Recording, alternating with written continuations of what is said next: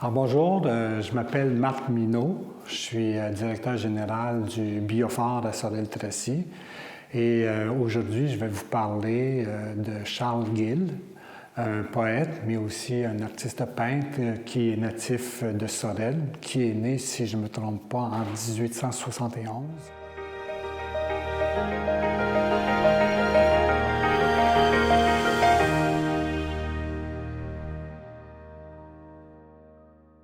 Alors, Charles Gill a demeuré quand même près d'une quinzaine d'années, si je ne me trompe pas, à Sorel-Tracy.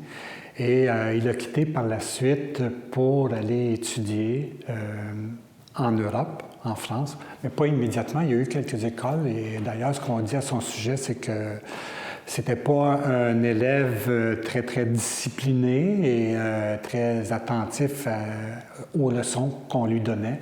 Alors, il avait de piètres résultats scolaires, ce qu'on dit, mais j'ai jamais pu voir de documents qui le démontraient, mais ça vient de personnes qui l'ont très bien connu. Et par la suite, il a pu aller étudier en Europe où là, il a fait la connaissance de ce qui se brassait à cette époque-là dans une certaine actualité au niveau de la peinture et de l'écriture. D'ailleurs, la peinture, ça a occupé une grande partie de sa vie. Il en a vécu à faire de la peinture, mais aussi à enseigner.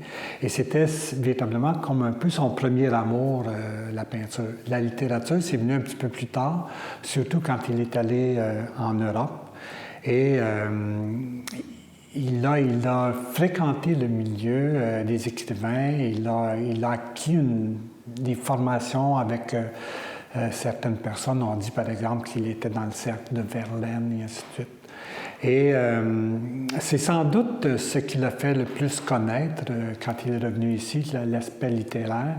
Les textes que j'ai pu lire de Charles Gill ne font pas de référence à Sorel. Il a écrit sur le fleuve, mais le fleuve plus, je dirais, sous forme métaphorique pour le fleuve lui-même. Alors, tout ce que ça peut faire germer comme idée, l'idée de parler d'un fleuve, donc c'est quelque chose qui va, un cours d'eau qui reçoit de l'eau de différents attributs, donc c'est plus de cette nature-là qu'il va parler du fleuve.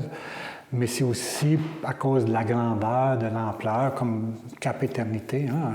On connaît, par exemple, au lac Saint-Jean, le Cap Éternité. Donc, on fait référence à quelque chose qui va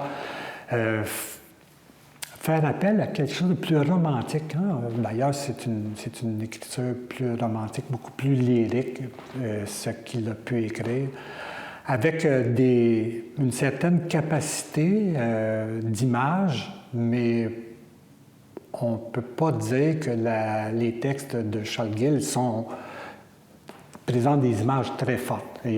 C'est plus narratif que, je dirais, les métaphores sont...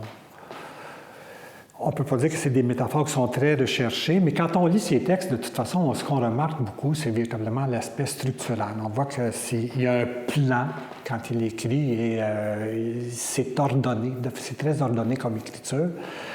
Un peu aride, mais on devine un peu l'être contrasté dont il était. On dit de lui que c'était quelqu'un qui était un peu frivole, quelqu'un qui était très ouvert à toutes sortes de choses, mais en même temps très désorganisé, contrairement à la structure de ses textes. Alors l'écriture est plus désorganisée que la structure, mais ça ne donne pas là nécessairement une œuvre littéraire qui est d'une ampleur très importante. Le personnage est plus important que ses textes.